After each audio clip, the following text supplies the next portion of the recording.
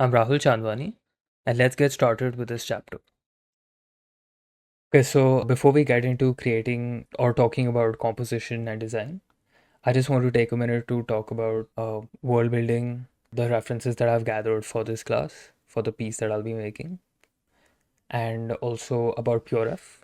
So, right now, as you'll see, we are in this tool called PureF that I usually use for reference gathering, but we'll talk about it a bit later. But now I just want to first talk about my thoughts on building a world and kind of thinking about building your own IP. Because whenever I'm creating my own puzzle pieces, I generally like to think of all of them to be existing in the same world and in the same universe. I like to create artworks, even though they might all kind of be have different subject matters, but I like to think that they kind of exist in the same world. But I think that can definitely be overwhelming when you're thinking of creating a world where you're kind of starting to think about every little detail and the story. And I think a lot of people, when they're thinking of creating a world, they'll start thinking of every detail of the story, of the characters, of the genre. But personally, I just like to kind of take it one image at a time. I like to build my world by kind of just following my own interests and see where it takes me. And when I have enough images that I can kind of compare and look at together, then I can start to think about my world more in detail. It's kind of similar to how you would create a world for video games. So if you're familiar with how kind of for games or movies, how the blue sky process works. So usually the people working on a game will just have a really rough idea of of the kind of world they want to build. And generally the concept art team will just start to make a ton of images that are just inspired and based off that basic idea. And when they have a lot of images that they've made, they can kind of use that as a reference board to kind of start thinking about their ideas in more detail. And this is kind of how I think about creating my own worlds as well, that I'm just kind of following my interests and taking it one artwork at a time.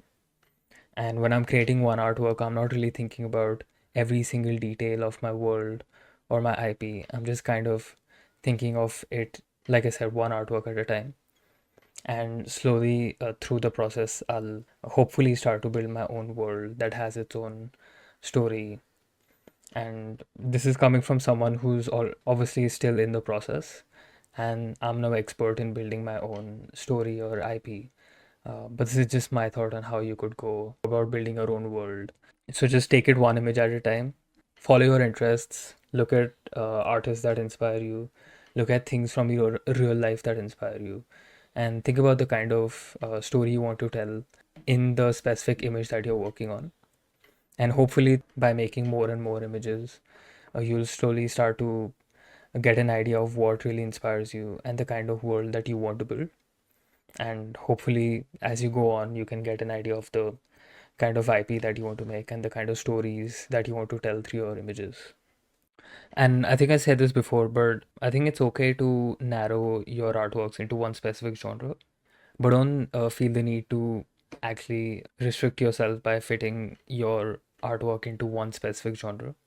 I think if you're thinking of building a world inspired by the world that you see around yourself, you'll realize that the world around us is really complicated and a lot of things exist together at the same time. So just kind of think about your interests and how you can combine them to create cool, unique ideas. So yeah, that's just kind of my a few thoughts about how I think about building my own pieces and my own worlds. So let's also talk about references. So just generally for this class, I have a very rough idea of what I want to go for the image that I want to make. And I don't have a perfect image in mind that I want, but I think I have a general idea of the direction that I want to go in. And I can't really show all the images that I'm inspired by because of copyright, but just here are some general, I think, images that describe the direction that I want to go in. So I want the piece that I'm making to be somewhat industrial and inspired by these refineries. I think if you've seen some of my pieces, you'll see that some of them are inspired by these really heavy industrial furnaces and refineries. So I want to take that direction, and I want to have something that's industrial, maybe something that's in kind of like an industrial dock area, and have maybe like a character that's overlooking a huge structure that's kind of maybe rusting.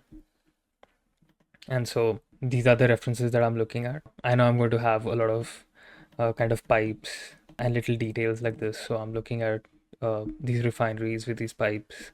I'm definitely going to be inspired by something like this, these structures here. Kind of this rustic, brownish look. Definitely going to be inspired by this.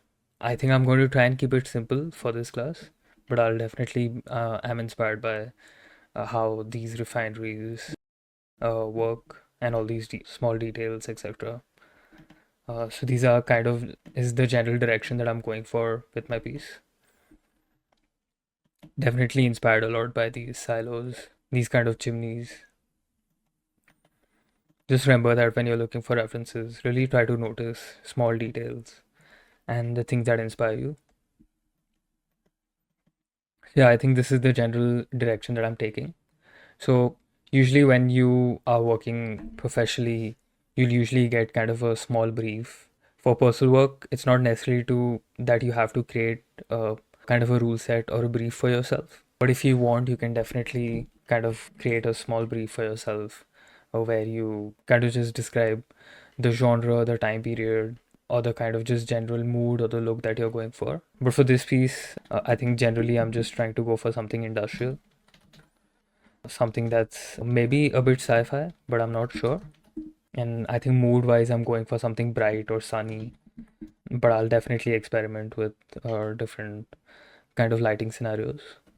But yeah, I think generally you don't need to have a really complicated brief, just so that you have a general idea of where you're going for. If you want, you can just kind of write down or note down the general direction you're going in. So I just want to also talk about PureF. So if you've not used PureF before, it's a really simple software, but I think it's a really powerful software as well, especially for image gathering and reference gathering. So I really like this tool, this software. So just to talk about some basic tools in PureF. So I use this definitely for gathering images. So from what I understand, this canvas in PureF is kind of an infinite canvas. So even if you had an image that's like really small, you can zoom into it and kind of zoom out as well. So the canvas here is kind of like an infinite thing, which I really like. I also use this a lot for kind of just documenting my thoughts. You can definitely use it as a brainstorm tool. So if you press Control N, you can type, and I'll definitely use this to just kind of brainstorm my ideas whenever I'm gathering references and I need to categorize them. I'll just kind of write down my ideas. If you press Shift asterisk and space, you can get all these bullet points. So you can just kind of write down all your ideas and kind of notes for the kind of world you're building. So I'll definitely use this as kind of a Word document as well. What else? If you want to look at your references in black and white, you can press Control Alt G and you can look at your references in black and white. Control space is to kind of see your whole canvas in a full view. Also, you can kind of just draw in this canvas as well. So if you press Control D, you can draw. If you want to just sketch out your composition ideas, you can do that as well. If you want to kind of use this as a way to just kind of brainstorm ideas, draw out things, or kind of just make notes for yourself, this is definitely a great tool. So if you haven't looked into PureF, definitely do it. I'm sure most of you have, but if you haven't, definitely look into it too. It's a free software, so it's, I think, great for gathering references, making notes, etc., brainstorming ideas. So yeah, hopefully you kind of get a general idea of my process before of gathering references and getting inspired before getting started with an image. So I also don't really have a very specific image in mind, like I said, but I know I have the general idea that I have in mind of where I'm going. So, and these are just some of the references that I've gathered and I'm inspired by for this piece. So, yeah, in the next few images, we'll talk about composition, design, and then we'll get started with creating this image in 3D. That's it for this chapter. I'll see you in the next one.